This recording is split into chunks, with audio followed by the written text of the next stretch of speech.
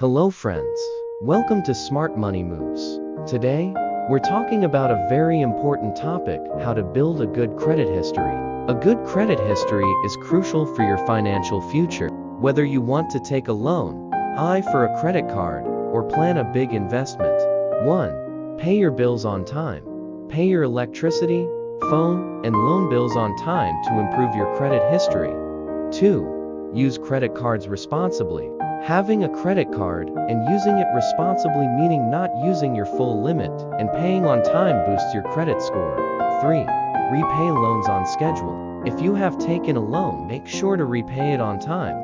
4. Regularly check your credit report. Check your credit report regularly to avoid errors or fraud. 5. Avoid applying for too much credit. Applying for credit too frequently can negatively affect your credit score. So, friends, responsibility and discipline are key to building a good credit history. If you found this video helpful, please like and subscribe to Smart Money Moves. Thank you. Want me to help with titles or hashtags?